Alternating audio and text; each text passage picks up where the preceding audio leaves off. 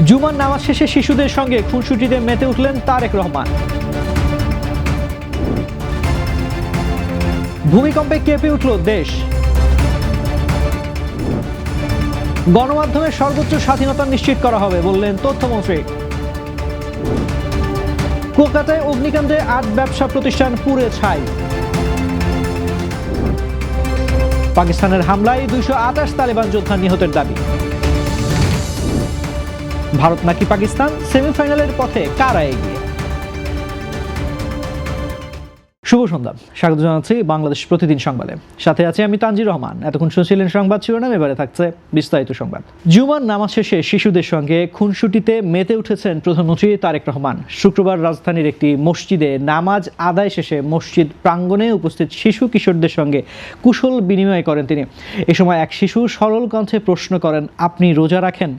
এমন প্রশ্ন মুহূর্তেই হাস্যোজ্জ্বল পরিবেশের সৃষ্টি হয়। জবাবে তারেক রহমান বলেন, আমি তো রোজা রাখি। উপস্থিত মুসল্লি ও শিশুদের মধ্যে আনন্দঘন আবহ তৈরি হয়।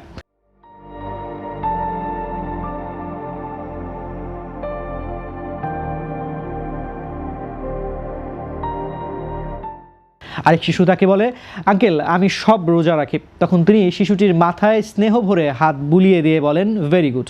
এ সময় তিনি শিশুদের সঙ্গে হাত মেলান এবং সবার খোঁজ খবর নেন। শিশুরাও তার সান্নিধ্যে এসে উচ্ছ্বসিত হয়ে ওঠে। পুরো সময় জুড়ে আন্তরিক ও প্রাণবন্ত পরিবেশ বিরাজ করে, যা উপস্থিত সবার নজর কাড়ে। রাজধানী ঢাকা সহ দেশের বিভিন্ন স্থানে ভূমিকম্প অনুভূত হয়েছে। শুক্রবার দুপুর 1:53 এ কম্পন অনুভূত হয়।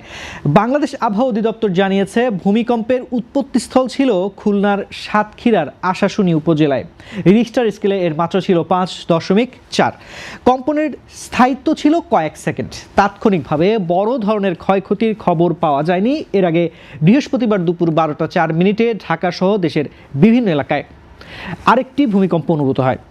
এর উৎপত্তিস্থল ছিল ভারতের সিকিমে, যা ঢাকা থেকে প্রায় 455 কিলোমিটার উত্তর পশ্চিমে অবস্থিত। মার্কিন ভূতাত্ত্বিক জরিপ সংস্থা এবং আবহাওয়া অধিদপ্তরের ভূমিকম্প পর্যবেক্ষণ ও গবেষণা কেন্দ্র জানায়, ওই ভূমিকম্পের মাত্রা ছিল রিখটার স্কেলে 4.8। পরপর দুদিনের কম্পনে জনমনে উদ্বেগ দেখা দিয়েছে। তথ্যমন্ত্রী জহির উদ্দিন স্বপন বলেছেন, জনগণের কাছে অবাধ তথ্য প্রবাহ নিশ্চিত করতে গণমাধ্যমের সর্বোচ্চ স্বাধীনতা নিশ্চিত করা হবে। শুক্রবার সকালে বরিশাল সার্কিট হাউসে এক সভা শেষে সাংবাদিকদের প্রশ্নের জবাবে তিনি একথা জানান। মন্ত্রী বলেন, সাংবাদিক সহ সংশ্লিষ্ট সকল অংশীজনের মতামতের ভিত্তিতে জবাবদিহিতার পরিধি নির্ধারণ করা হবে। আধুনিক প্রযুক্তি নির্ভর বিশ্ব ব্যবস্থার সঙ্গে সামঞ্জস্য রেখে গণমাধ্যম ব্যবস্থাপনাকে আধুনিক কাঠামোয় আনার উদ্যোগ নেওয়া হচ্ছে।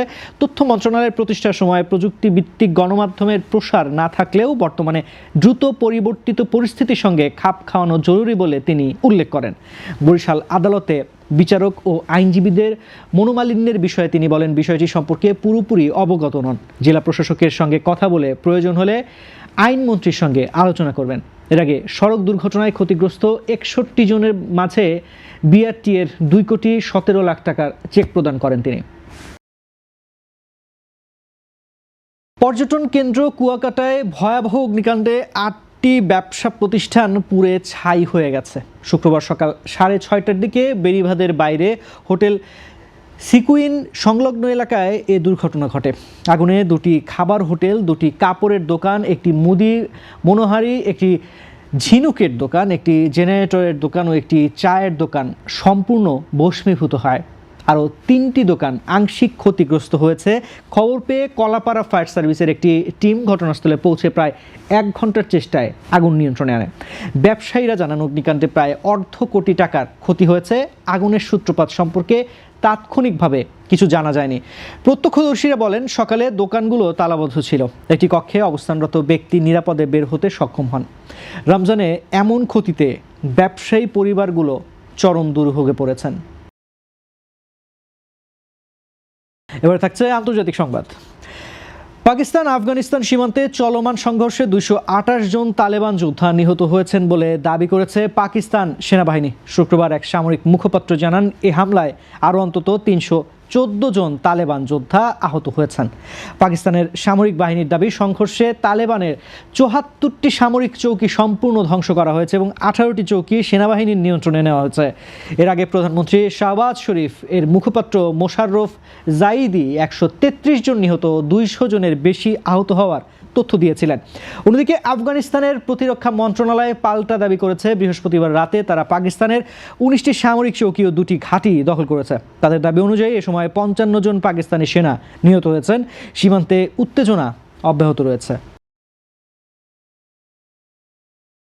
থাকছে এবারে খেলার সংবাদ।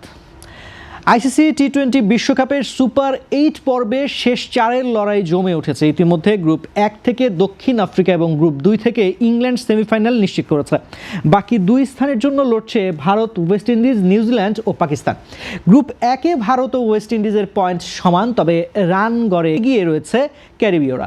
তাদের জিতলেই সেমিফাইনাল নিশ্চিত হবে। ম্যাচটি বৃষ্টিতে পরিত্যক্ত হলেও রান গড়ের সুবিধায় তারাই এগিয়ে থাকবে। গ্রুপ 2-এ ইংল্যান্ড শীর্ষ অবস্থান করেছে এবং নিউজিল্যান্ডের সামনে সহজ সমীকরণ, ইংল্যান্ডকে হারালেই শেষ 4 নিশ্চিত। হারলে তাকিয়ে থাকতে হবে পাকিস্তান শ্রীলঙ্কা ম্যাচের ফলাফলের দিকে। পাকিস্তান জিতলে সমীকরণ আরও জটিল হয়ে উঠবে।